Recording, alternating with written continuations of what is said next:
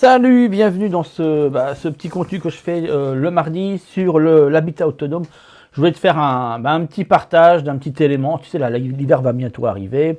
Bon, on est comme encore en automne, hein, mais bon, c'est un peu le moment de, on essaie de voir un petit peu quels sont les travaux éventuels que l'on pourrait faire pendant l'hiver, ce qui est des travaux qui sont des fois intéressants à faire pendant l'hiver. Il y en a d'autres que c'est quand même préférable de les faire en été. Bon, après, je te laisse juge de ce que je vais te présenter par rapport à la saison idéale. Bon, clairement, faire ce que je vais te proposer en plein hiver, si dans une région où il gèle, je ne suis pas persuadé que ce soit la meilleure des idées. Avant les gelées, oui, ça peut être sympa. D'autant plus que là, tu as encore le temps de le faire au niveau des fondations, si tu souhaites le mettre en place. Après, quand le gel va commencer à venir, c'est un peu plus compliqué, mais pour la finition, en fait, on va dire tu peux faire ça. C'est toujours plus agréable quand il fait beau. La serre Walipini, c'est ainsi qu'elle s'appelle. Le principe est le suivant. Alors, pour juste t'expliquer un petit peu ce principe de cette serre, je vais te montrer un peu vite fait à quoi ça correspond. De toute façon, on va le voir dans l'image qui suivent. C'est très inspiré. Tu sais, il y a beaucoup de choses qui sont inspirées. Je suis navré de te faire une introduction qui c'est un petit peu longue, mais elle est nécessaire parce que tu vois, ça évite après que ce soit mal interprété ou qu'on prend juste un raccourci, tu vois, parce que c'est toujours bien. Ce genre de choses importantes, on les dit à la fin, histoire d'éviter de perdre des personnes qui trouveraient ça un petit peu long au niveau de la vidéo aussi, puis ce que j'appelle moi les pros du zapping, quoi. Voilà. Franchement, ce que je vais te dire, c'est ultra important. Et je vais faire le dire maintenant, même si ça dure un petit peu, je suis navré. Il y en a pour 2 minutes, et puis après on passe dans le vif du sujet. Mais c'est vraiment ultime que je te l'explique comme ça. Il y a plein de choses auxquelles on s'inspire, qui, pour certaines même qui datent même de très longtemps. Et ça ne veut pas dire que parce que d'autres le font, ou que dans d'autres pays c'est fait comme ça, que c'est automatiquement transposable chez toi, dans l'état, en tel quel en fait, tu vois. Et là, en l'occurrence, cette serre-là, je vais t'expliquer, ça ne veut pas dire que parce que ailleurs c'est fait ainsi, qu'il faut obligatoirement que ça a fonctionné chez toi. Ce n'est pas une preuve de garantie, et ce n'est pas pour autant parce que c'est fait ailleurs qu'il faut impérativement le recréer tel qu'il est. Ça peut être complètement revu et modifié, puisque chaque environnement, et je vais finir là-dessus, chaque environnement, chaque biotope est différent, et donc nécessite un habitat, et puis des aménagements qui sont autour de cet habitat, qui répondent de cette différence, d'accord? Ça veut dire que si tu habites, en région ensoleillée, bien entendu, ton habitat et tous les aménagements seront en rapport avec cette région ensoleillée. Si au contraire, dans une région plutôt froide, ces aménagements et ton habitat devra nécessairement être en rapport avec cette région un peu plus froide. En l'occurrence, cette serre. Utilisée au niveau en Bolivie, si tu préfères, dans les régions montagneuses. Donc c'est là où elle est. J'ai mis une belle photo en plus d'un petit couple bolivien avec sa serre qu'il a fabriquée. Comme tu vois, un peu en même principe que j'avais fait. J'ai fait une vidéo sur comment faire un châssis en terre paille. Là, tu vois bien que c'est exactement le même principe. Hein. Ce sont des bâtons en bois. Et puis on tape après dessus un mélange d'espaille. Pour pouvoir faire, tu vois ce que tu vois là, c'est facile en fait, si tu veux, sans gros matériaux. Bon, il faut quand même avoir sur place un peu de matos, il faut avoir au moins du bois en suffisance, et puis bien entendu de la terre en suffisance pour pouvoir le faire, sinon si tu habites en pleine ville où tout est goudronné, ce type d'exemple va être assez complexe à faire. Néanmoins, voilà, ça tu vois, c'est une serre qui est assez utilisée en Bolivie. On en retrouve aussi des exemples en Mongolie. Et ce qui fait la différence entre Bolivie et Mongolie, en fait, si tu préfères, dans ces deux pays, c'est qu'on les trouve essentiellement en milieu montagneux. Donc, clairement, je le précise, c'est une serre qui est parfaitement adaptée à des régions froides. D'accord. Je ne suis pas convaincu que ce soit l'idéal pour des régions plus chaudes. C'est-à-dire que personnellement, si j'habitais un endroit un peu plus chaud, ce n'est pas ce type de choses que je ferais. C'est-à-dire que je ne le ferais pas. Tu vas vite comprendre pourquoi. On va avancer là-dessus, puis tu vas vite piger, je te dire, oui, c'est vrai qu'effectivement, pour certains trucs, c'est peut-être pas l'idéal. Non, pour certains trucs, c'est peut-être pas forcément l'idéal. Puisque je vais te parler aussi des inconvénients de ce type de serre. Donc voilà un petit peu, on les voit là, ils ont fait leur petite laitue, leur petit machin, on imagine, je suppose, c'est de grossir, parce que, si j'y arrive d'ailleurs, je crois que c'est des tomates. Ça ressemble à des pieds de tomates. Bon, parce que c'est pas étonnant d'ailleurs, vu que c'est quand même un légume fruit, qui a ces pieds là. Du coup, voilà, c'est que si tu préfères, là, cette serre-là, par rapport à une serre classique, c'est que les côtés sont enterrés. Au lieu d'avoir une serre, tu comprends, avec des montants vitrés, enfin en tout cas transparents, et un toit transparent, l'ensemble posé à plat sur la terre, et bien là, on a un toit qui est posé sur une fosse, en fait. Donc tu te doutes bien que la première chose à faire, si tu veux faire ce type de serre, bah déjà c'est faire une fosse. C'est impératif puisqu'il faut qu'elle soit enterrée. En l'occurrence, cette fosse doit être autour entre 2 mètres et 2 mètres 50 de profondeur. C'est le trou que tu dois faire. C'est pas un petit trou. D'autant plus que si tu es sur un terrain assez argileux, à la bêche ou à la pioche, enfin, invite des potes, quoi. Et puis, oublie pas la bière. Parce que ça va. Enfin, bon, voilà, quoi. Tu as les cloques aux doigts et tout ce qui va avec, mais c'est sympa. Mais bon, ça va pas se faire tout seul, tu comprends bien. Autant plus que si tu veux une serre quand même digne de ce nom, c'est-à-dire qui fait en moyenne entre 4 et 6 mètres de long. Je te préconise quand même beaucoup plus les 6 que les 4. Ça va pas se prendre en une journée. Hein. Enfin, en toute logique, tu t'enlèves pas 2,5 m de, enfin, entre 2 mètres et 2,50 m de hauteur de terre sur 4 à 6 mètres en une journée. Enfin, à part si tu es très très costaud. Hein. J'en doute un petit peu. Mais bon. Après, tu as l'option de louer une pelle mécanique ou une mini-pelle pour faire ça, ce qui est l'option quand même assez intéressante malgré le coût de la location qui puisse aller avec. Après, je te les juge de tous ces machins-là. Mais il est clair que là, dans le principe de ne pas toucher au biotope de la Terre, de ne pas créer de bouleversement au niveau de la Terre. Là, clairement, tu n'en crées rien parce que tu as créé ni plus ni moins une fosse et tu as même travaillé en profondeur, ce qui fait que si tu as, là, tu vas taper un petit peu plus dans la glaise, comment dire.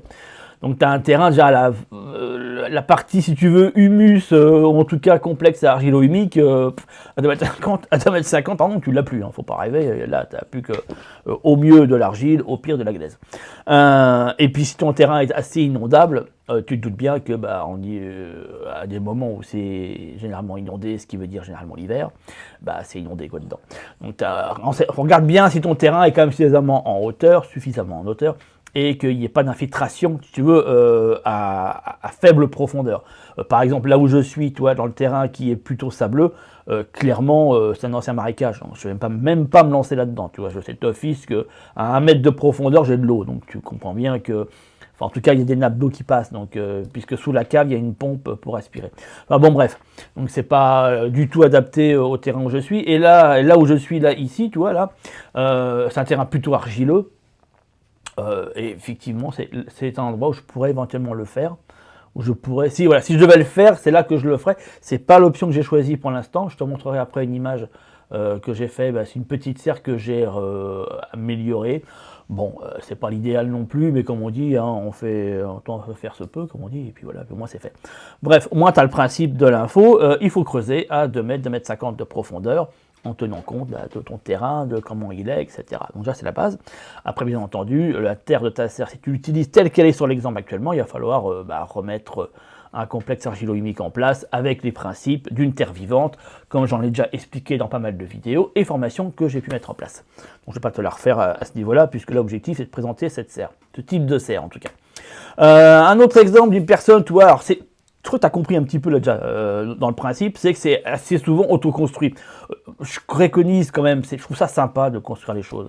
Enfin, après, il faut aimer bricoler, moi j'aime bien, je ne sais pas forcément, tu vois là, comment elle est, un peu, comme on dit, un peu que de jungle, là, comme on dit en Belgique, on dit elle est en déchquinte, on dit d'ailleurs. Je crois que, bonjour mes amis belges, ils comprendront la phrase que je viens de dire, en déchquinte. Elle est en déchquinte, quoi. Bon, c'est un peu ce que je fais, tu vois, quand je fais un bricolage, c'est toujours... Enfin bon, voilà, quoi, on sait que c'est moi qui l'ai fait, quoi. Mais ça tient, hein, mais bon, c'est pas... Voilà, c'est moi qui ai bricolé, quoi. Mais je m'en fous, moi, ça me plaît. Hein. Donc c'est assez sympa, parce qu'ils ont fait des coffres en bois, tu vois, pour faire un rehausse. Donc du coup, si tu veux, le principe de dire, je tapais un peu dans la glaise, et puis du coup, j'ai plus une terre tellement...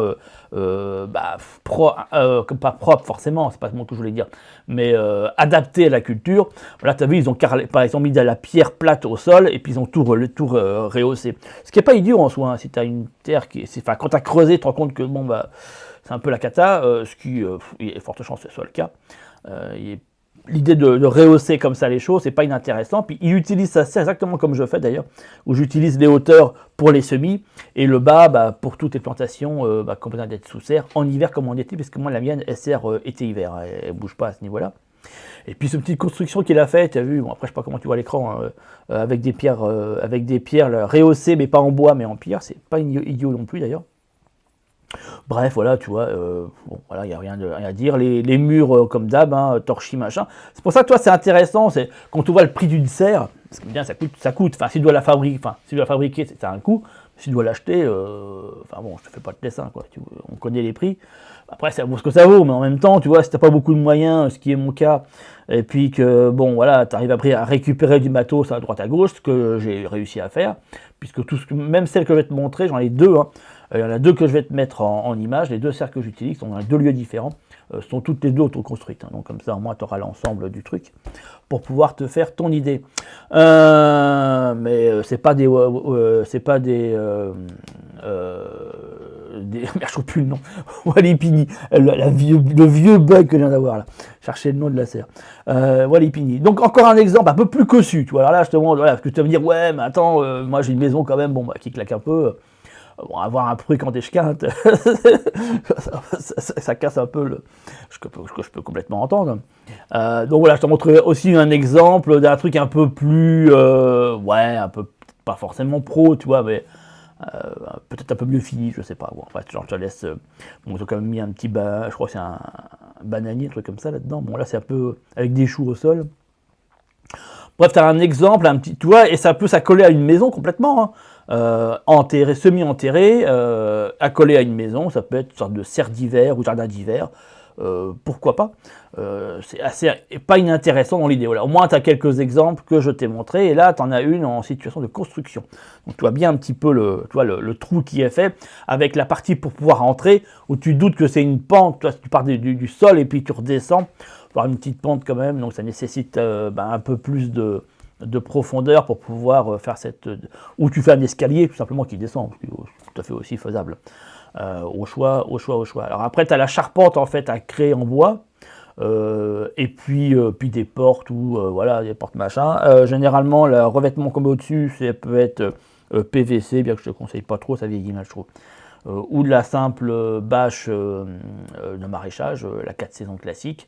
Tu peux passer aussi sur du vitré. Bon, après, c'est des questions de coût et puis de mise en place, hein, bien entendu. Au moins, tu vois, tu te donnes à peu près une idée de comment voilà, ça fait tout. En fait, la charpente est posée sur le sol.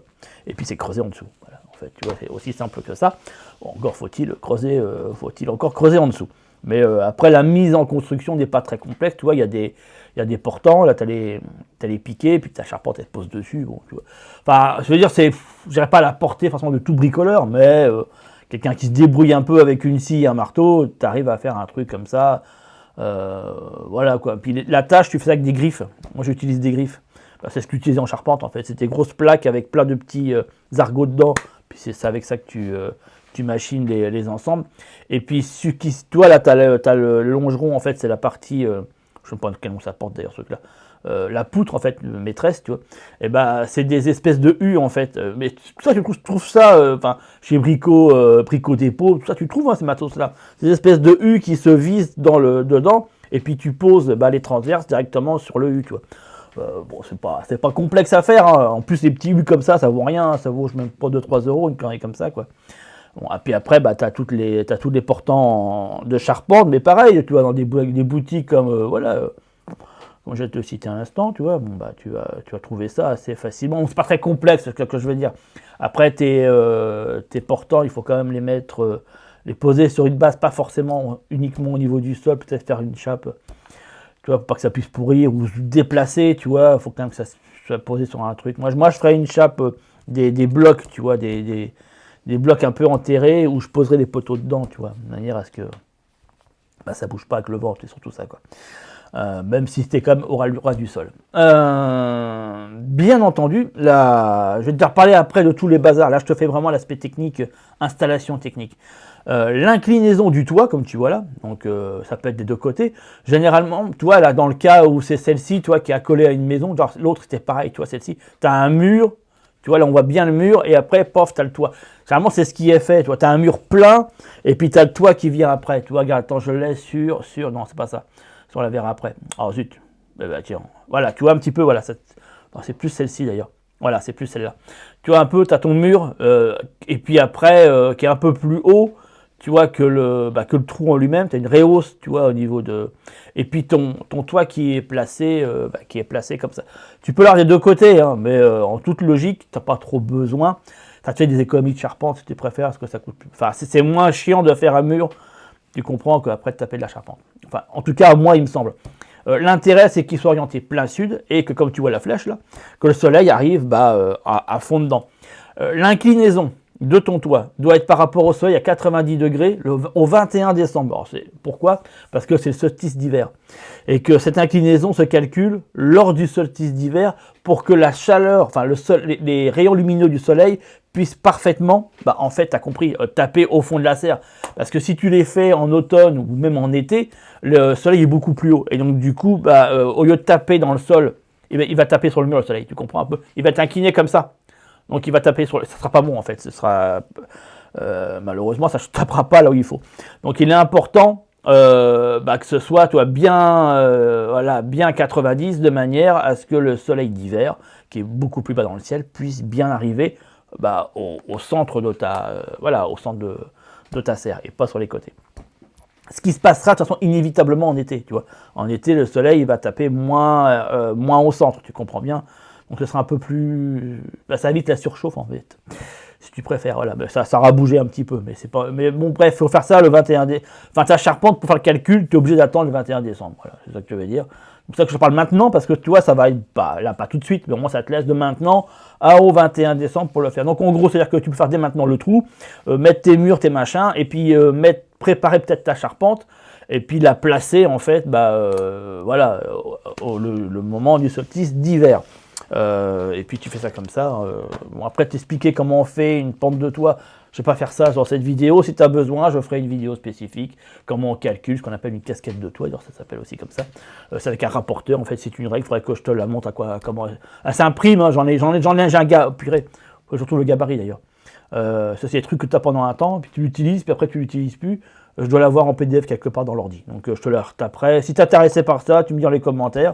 Puis je ferai une vidéo spécifique là-dessus, comment calculer une casquette de toit ou une inclinaison de charpente de manière à placer, tu vois, voilà. Je parle pour les serres et tout ça, je parle pas pour faire une construction d'une maison. Après c'est de l'autoconstruction, c'est un autre délire, mais bon. Mais voilà, tu vois, donc il y a une espèce de d'équerre à prendre et puis ça c'est comme ça. Bref, je vais pas aller plus loin sur le sujet. En tout cas, doit t'orienter plein sud, donc si t'as pas de possibilité de plein sud, bon, t'es un peu marron pour la mettre en place quand même. Parce que le soleil n'arrivera pas correctement dedans. Dis-toi que de toute façon la température en plein hiver, quand il meule bien dehors, elle est assez constante, dû au fait que tu es en profondeur, c'est pas pour rien que c'est fait en profondeur. Elle va être entre 10 et 12 degrés, attends-toi à peu près à ça, tu vois, mais sans rien, tu vois, voilà. Donc c'est sympa, quand tu as la nuit, tu vois, ça gèlera pas dedans en fait. Donc c'est pas inintéressant, surtout que si tu veux placer, comme on fait un petit peu les Péruviens, tu vois, c'est pas celle-là en plus, c'est celle-ci, tu vois, ils ont placé leurs pieds de tomates là, ce qui fait que tu peux les anticiper. On dit toujours, il faut attendre les 5 glaces pour placer les tomates, les machins, enfin tout ce qui craint le gel en fait. Mais là pour le coup, vu qu'il y a leur gel, tu t'en fous, tu vois, tu peux les placer un peu plus tôt.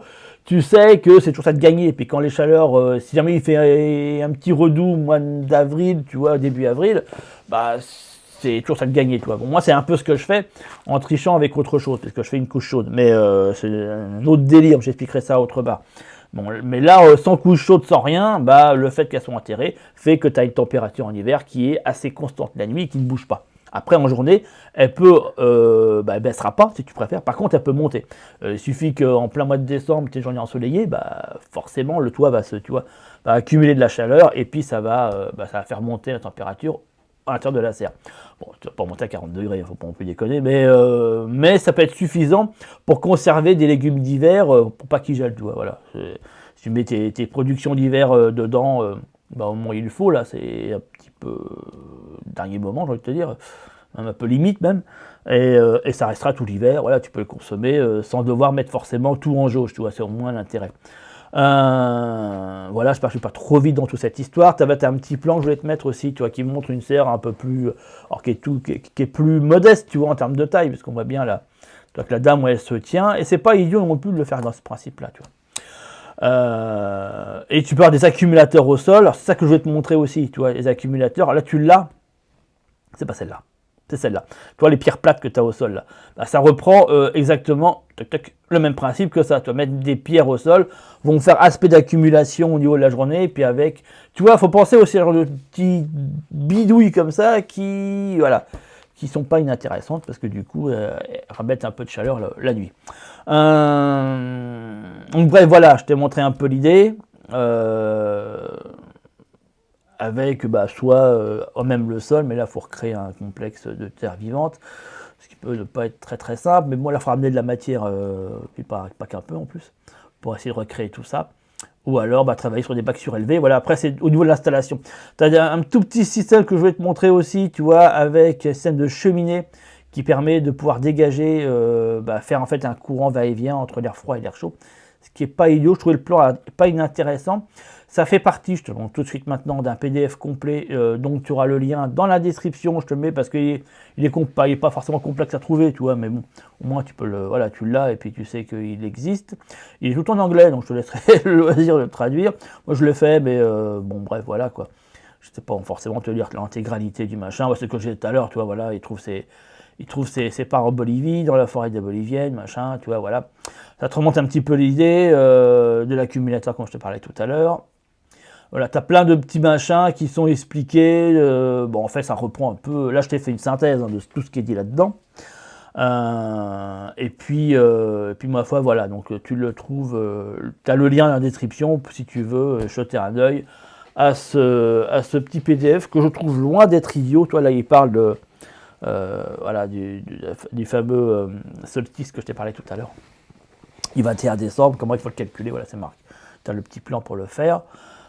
Qui t'explique en gros, mais bon, il parle du calcul du machin, enfin, casse pas trop la tête avec ces calculs-là, parce qu'en plus, c'est en. Merde, c'est pas en mètres, hein, donc. Bon.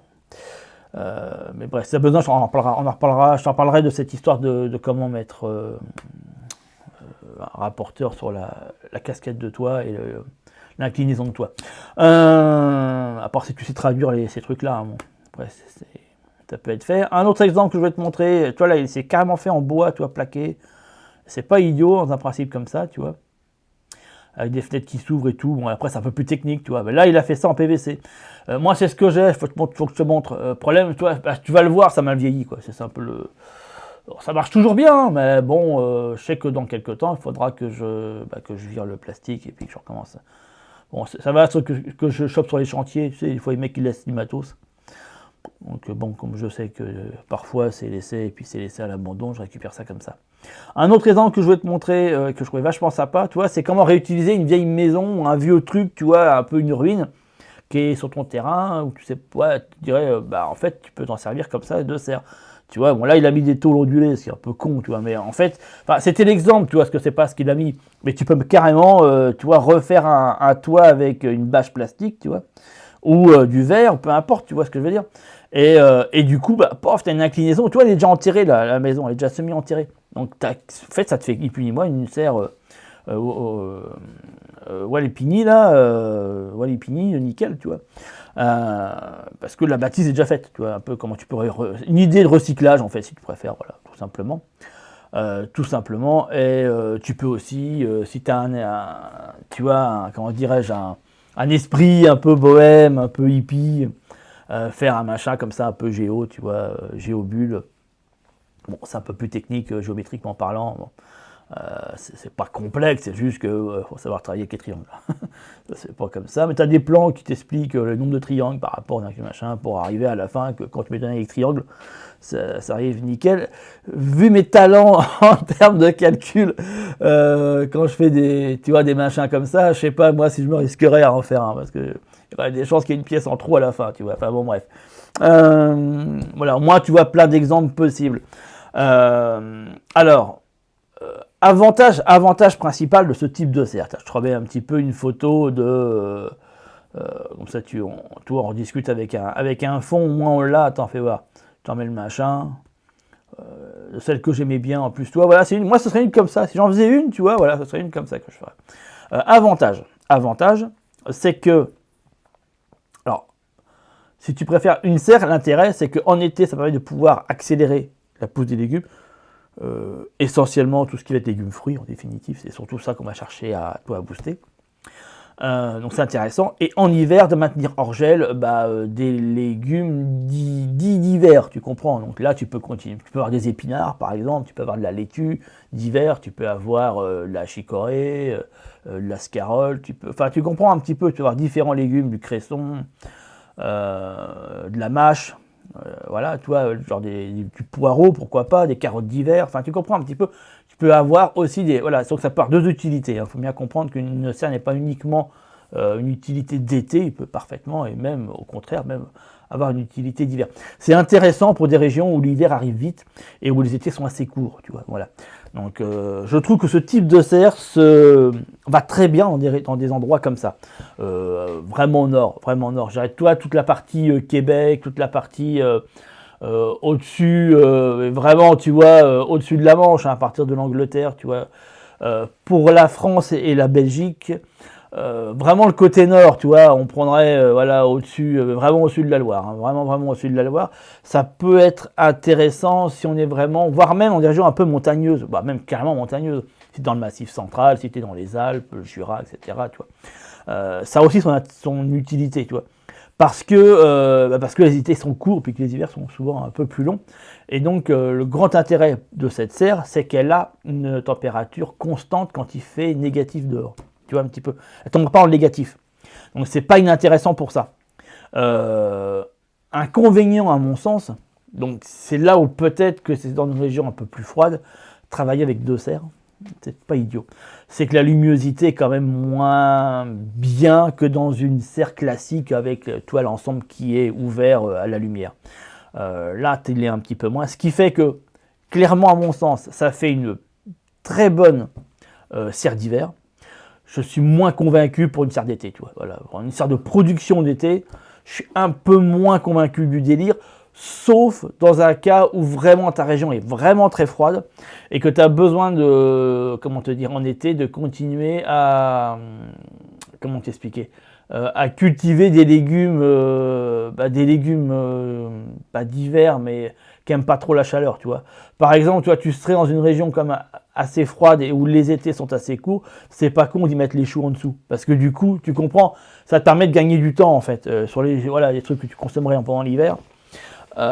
Par contre, tu vois, voilà, clairement, comme serre à tomates, à courges, courgettes, cornichons, concombres, je suis pas convaincu. Je suis pas convaincu. Ou alors pour des régions très chaudes, tu vois, mais l'inertie n'est pas la même. Tu comprends bien. Les légumes, pour la majorité, tu vois, à part pour certains légumes qui n'aiment pas la chaleur, je préfère le frais. Mais où là, cette serre s'intéresse, tu vois, intéressante. Pour des légumes où tu arrêtes la production en été, comme les épinards par exemple, tu vois, voilà. Tu peux continuer éventuellement les épinards sous serre avec ce type de serre-là, parce que la luminosité sera moins bonne, et tu peux avoir, si tu crées une certaine ventilation, une sorte de pas réfrigération, mais une certaine température un peu plus basse, enfin un peu plus acceptable. Après, c'est à tester tout ça, hein, tu vois, mais clairement pour moi, c'est une bonne serre d'hiver. Je suis moins convaincu pour une serre d'été, voilà, et qui s'adapte vraiment à des régions assez froides où il gèle rapidement et ça se négatif pendant un bon paquet de temps, tu vois.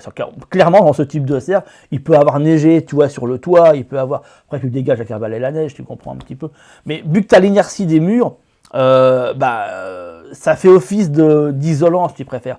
Donc je trouve ça vraiment intéressant pour ça. Voilà un petit peu, ça te donne un ensemble de trucs. N'hésite pas, comme d'hab, à répondre aux commentaires. Je te dis à très très bientôt. Ciao ciao.